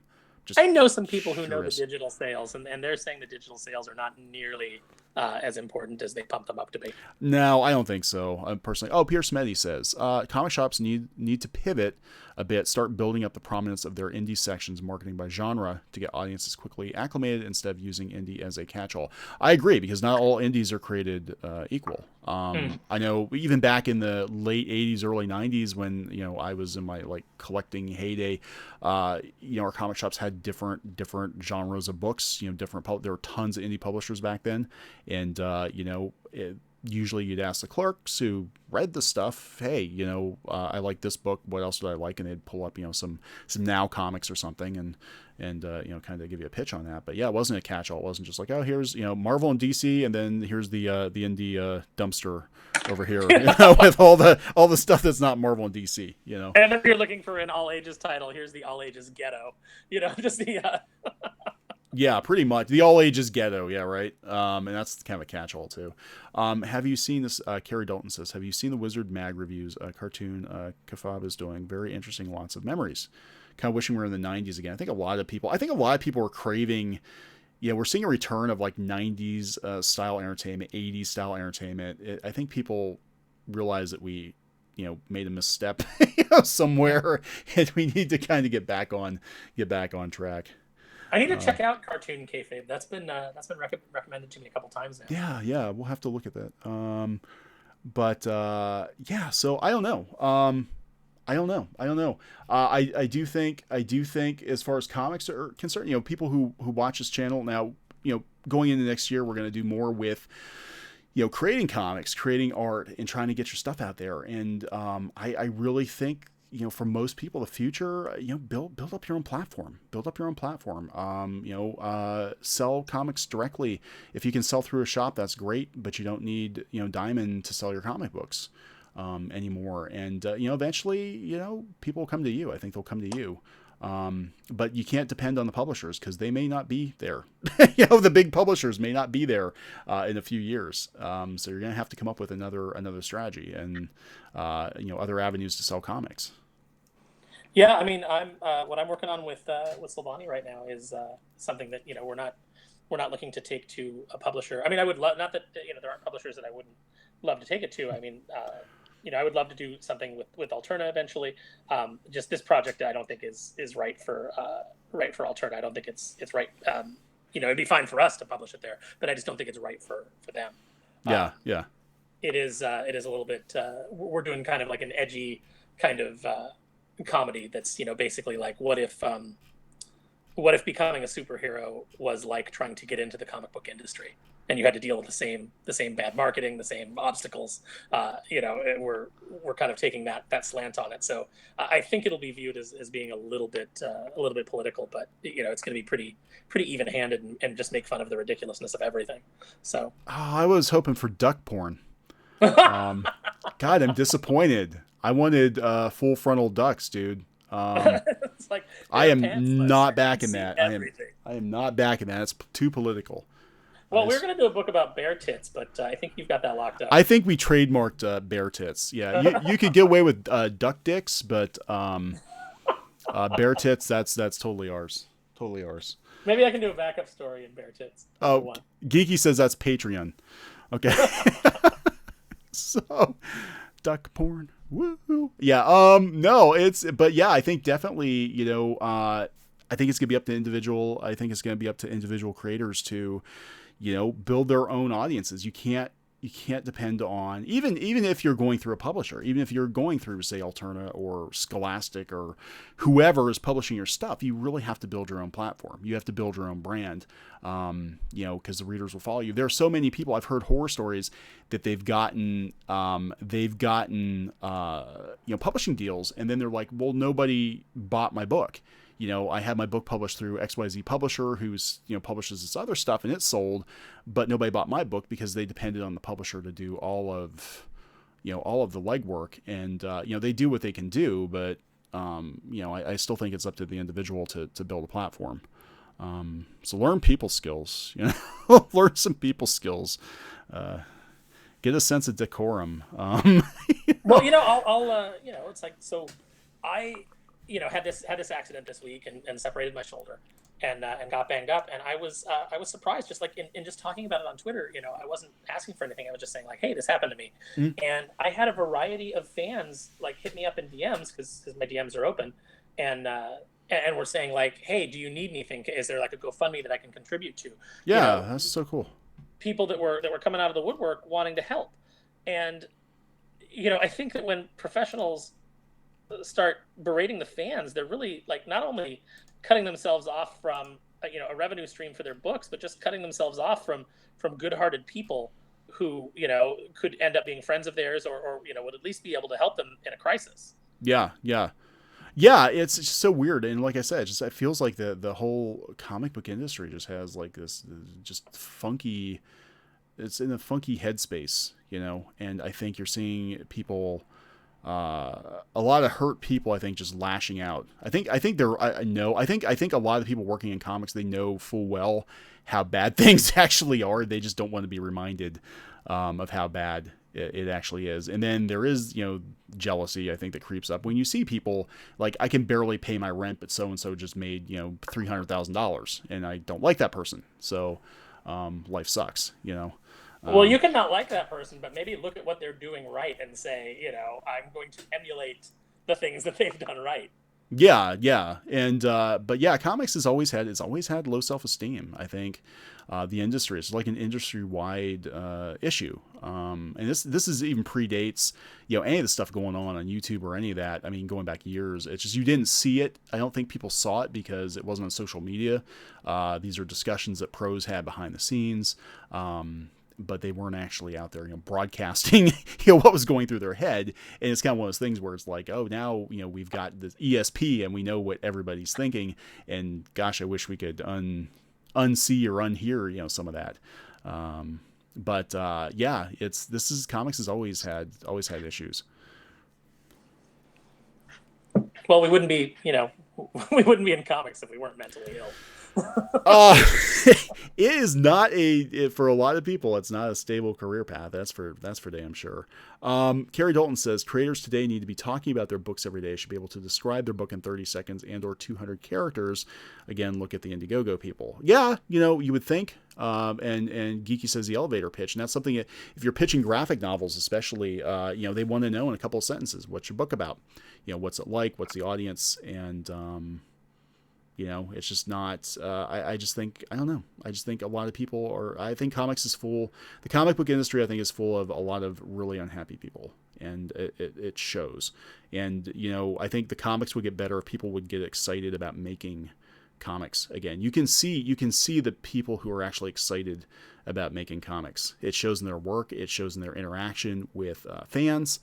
And those are the people that, it's just like real life, you're attracted to people who are positive. You're attracted to people, who are charismatic. If someone is a stick in the mud and a miserable person to be around, you stay away from them, and you stay away from their books.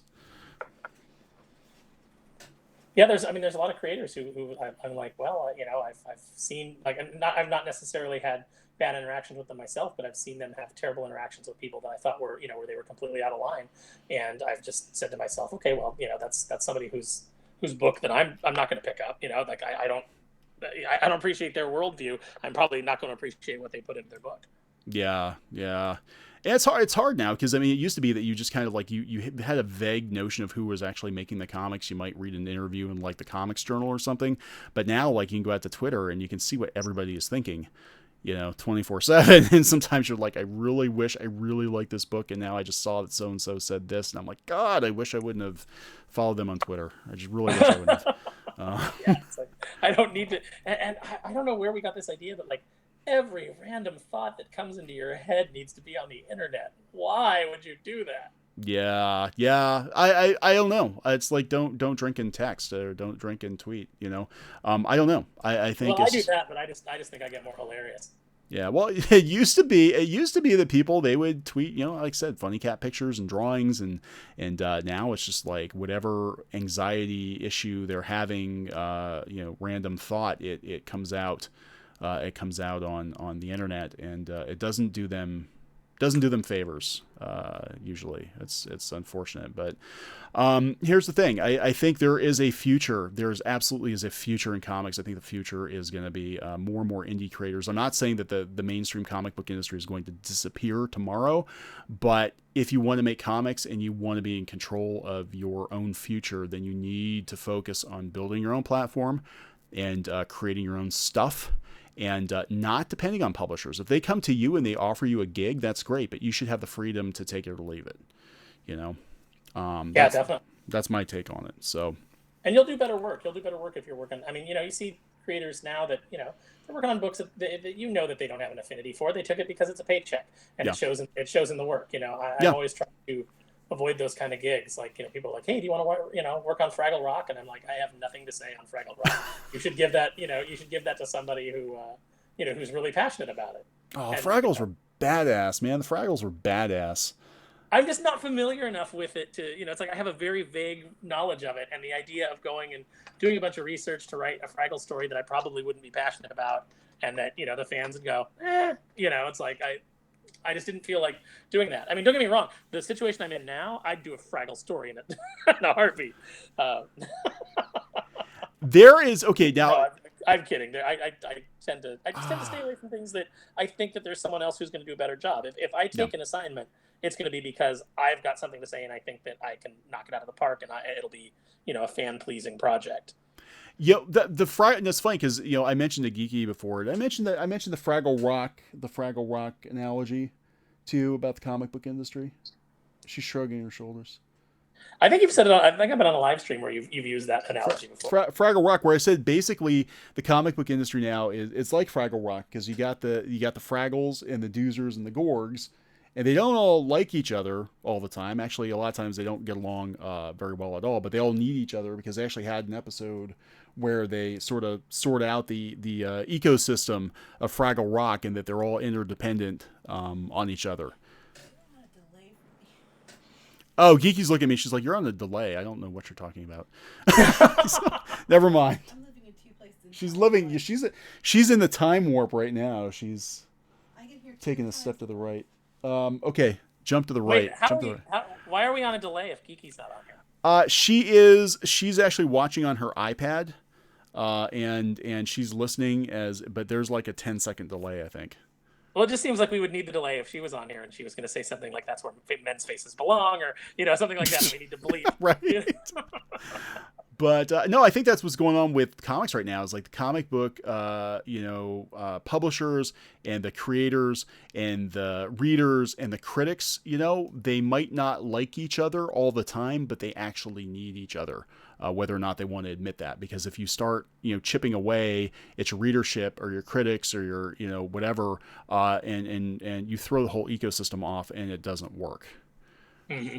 And that's what I think is going on here. I think a lot of creators now just want to make comics without criticism, and if they could get rid of the readers tomorrow and just collect a paycheck and not have to worry about any feedback, they would do it. Absolutely. I need the readers. I need the praise. I need the interaction. I need the even the criticism. I need that. I need that to get better. Tell me what doesn't work. Now, granted, I had an assistant editor that would usually serve that role and tell me like this doesn't work. What are you doing? But it's nice to get that feedback. I like it. I enjoy it. Yeah.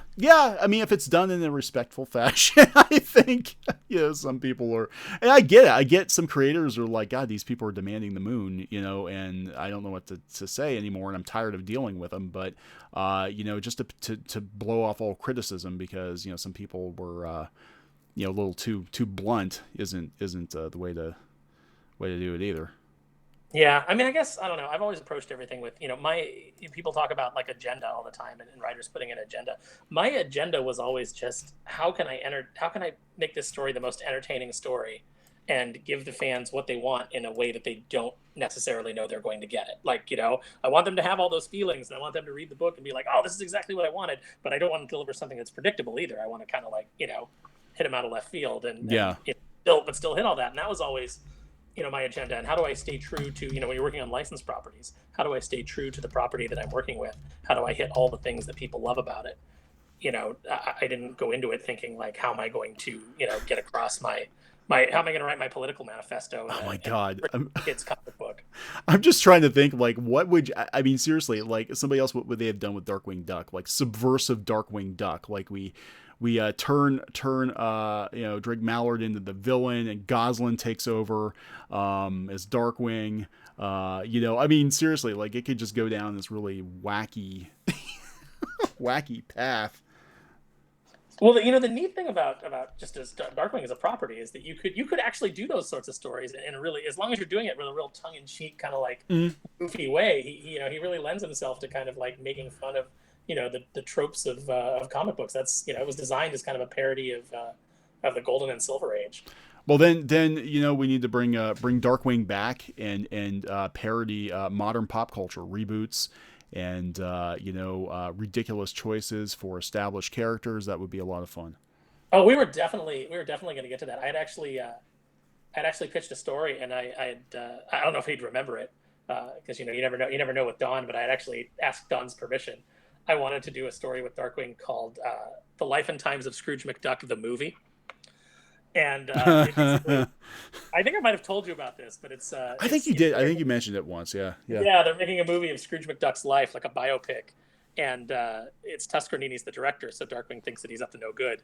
So shows up on set to stop him, and then Tuscarini, knowing his ego, casts him as Scrooge, and it just becomes this whole big ridiculous meta thing. But it would be a commentary on you'd have your meta jokes in there about reboots and things like that. We did a lot of that with issue 6, where the characters went to a comic convention. We played with a lot of the tropes of the comic book industry. We even had like the angry blogger panel where they were up there saying that the main problem with the industry was that they weren't in charge of it.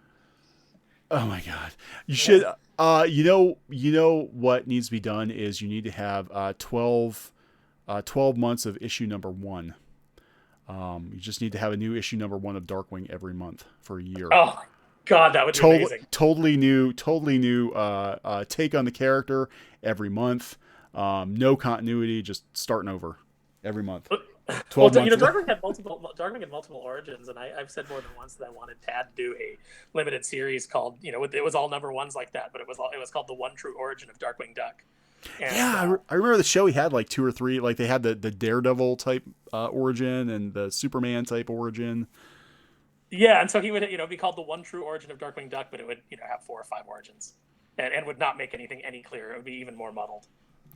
Yeah, then throw in some like alternate universes too, just to just to throw like a couple of the origins like meet up at some point or something, and it's like if the series had continued and we had like pie in the sky, if the industry were we're still in a condition where you could get to 40, 50 issues, we definitely would have parodied Secret Empire and things like that.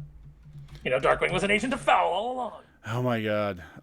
Yeah, you guys got to figure out how to get that up and running again. But yeah, people mostly. I mean, a lot of the ideas that we had, in general, are just going to end up going into our creator-owned book. So, it's IP that there are a lot of characters too. Like I don't know if a lot of the characters translate over because they're ducks, obviously. Yeah. Series, but a lot of the ideas and things like that and basic premises, they'll just go into our creator-owned book, which is also a comedy. Just a little edgier. Well, there you go. You can get away with a lot of stuff you couldn't get away with under the Disney Disney license. Perth says Darkwing Duck and DuckTales are not set in the same universe as Uncle Scrooge comics, according to Don Rosa. Yes, Don is very particular about what is and what is not canon. Basically, if it's not Barks it doesn't exist. Right. But the interesting thing is that Don doesn't own any of that, so it's not really up to him. I know. But it's funny because just recently, I mean, this is a total tangent here, but didn't they come out and say that Darkwing Duck and DuckTales did not take place in the same universe? Yeah, Ted said that it was the intention that it was never in the same universe, the original shows. That upset a lot of people. That ruins like all these like fan theories I had, because I just assumed that Darkwing Duck took place after DuckTales. Launchpad had finally been fired, and that was that. Yeah, in the comics, we always treated it as we always respected Tad's comment that they don't exist in the same universe, but we approached it from the standpoint that the shows don't exist in the same universe, but the characters exist. Darkwing's universe has these other characters in them. They do exist, and that a lot of the things that happened, still happened. So that's the way that we always treated it, because that was, we were obviously doing something that was more for the fans. Yeah, fans love that kind of crossover. You got a panel with Scrooge and Darkwing in it, and people lose their mind. At the end of the omnibus too, where we got to redo the ending because we had to get rid of the DuckTales Darkwing Duck crossover because it was never approved by Disney when Boom published it. We had Scrooge appear again, and he has to of course bail out Launchpad for the mess that Launchpad's made, and he gets the bill for the repairs to the city, and then he's beating Launchpad with his cane. Good times. So yeah, that's the way we always treated it. Yeah. Let's see. I'm trying to check out some. Oh, hey, Nerd Wonder's here. Hello, Nerd Wonder. She got a car. I guess she got a car, so that's cool. So I guess did she get that with her fat Gravediggers money? Is that? I don't know. I don't even understand how any of that's working. Nerd Wonder, tell us if you got the car on, based on your successful kick or an Indiegogo with Graveyard Shift. So, hello. Okay, there is a delay because it's taking everybody like 15 seconds to answer here. But yeah, that's kind of unheard of too. Like a lot of these Indiegogos have been giving creators bonuses. Like what? Those don't exist in comics anymore. Yeah, bonuses. Like you don't even get royalties half the time anymore. I know, right? You don't even get paid if you're lucky. God, there are some publishers who shall not be named. Sometimes I've had to chase them for money for many months to get paid. Which is another reason why I don't do comics much anymore. At least not page work. So if everybody who owes me money paid me right now, I could go buy a car. Oh, awesome! Aaron needs a new car. You definitely need. Oh God, I need a new car. One that runs. One that runs. A new career, a new life. New head of hair. Yeah. Okay. Well, yeah. That's a stretch goal for you then, Aaron. Hair. You and me both. We'll get hair. Well, I guess we're gonna wrap this one up here pretty soon. I guess. We kind of, just for those of you just coming in, started out, and I'll put a link here in the chat, talking about Evan Dorkin, who is basically like, I'm pretty much done with comics, and it was pretty dour post, and we went from that to how self-publishers now, Kickstarters, Indiegogos, Patreon, how there's still a market out there. There's still people willing to buy your comics. If you got the right stuff and you cultivate an audience, you can make comics. You can make more money doing that than you would working for a publisher at this point. And honestly, you're probably better off at least making sure you have your own platform, just in case those publishers go under. I guess some of these publishers aren't doing so hot these days. And went from that to, hey, Nerd Wonder just got a car because she got a bonus from an Indiegogo. So there you go. Evan Dorkin probably is not buying a car right now. See, this points out the exact thing. It's like he's like, Beast of Burden is what we made the most money on. Well, why?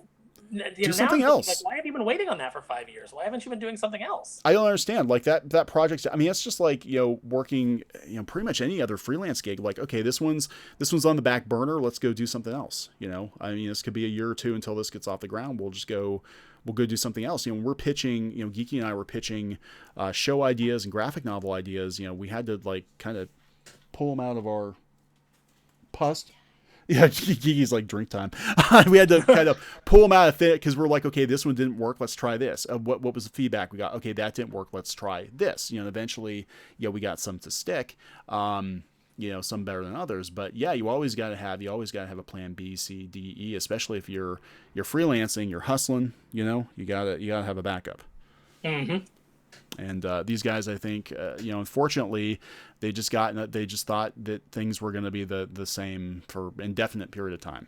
And I'm not trying to, throw any shade at any of the comic book creators like this, but I've seen so many that are like, things are changing. I don't understand. I don't know what to do. It's not like it was 20 years ago. It's not like there wasn't any advance warning because the comic book industry has been in decline for years. It's like it hasn't been a very stable industry to work in for years. When there was some signs of trouble, you might have wanted to start looking into other career options or other ways to make money in comics. Well, I think we all just hoped to, make the jump to animation, but yeah. Well, that's a whole nother can of worms. I'm hearing several more shows. But yeah, we'll wrap this one up. Aaron, where can people find you on the internet? You can find me on Twitter at Aaron Sparrow.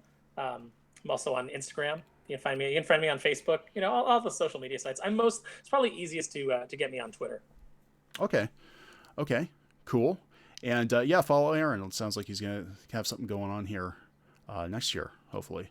The script's coming together nicely. I cool. Finished the first script. I handed it out to a couple of people, got some notes back, and then completely started restructuring it because I just got some good feedback, and it gave me some better ideas. So cool.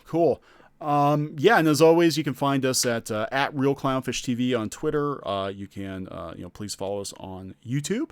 and ring that bell for notifications so you know when we go live. Sometimes we just drop a live stream like this one because something comes up. So and thank you, Aaron, for that. I had no idea this is going on, and it's always a good topic to discuss, because I know we have so many people that follow this channel that want to make their own comics or animation, and it's good to see where people are at right now, I think, in the industry, and see what the options are. Oh, you know what? You can also, just before we go, you can also follow me on, I have a YouTube channel. I haven't updated it in a while just because of various things going on, and then, getting injured this week. I had a bunch of videos that I was going to edit that I've not done yet because of that. But Dapper Dragon Media. I do like a lot of toy reviews and custom toys and things like that. Sometimes we have artists on and do different discussions. And going to be hitting the channel a lot harder in the new year with a lot more content. So please go over and subscribe. All right. Yeah, guys. Hey, thank you so much for popping in tonight. We know we didn't give you much warning, but that's how we roll. We just make shit up as we go along. So definitely appreciate it. So we will talk to you guys later. Thanks, guys. Bye.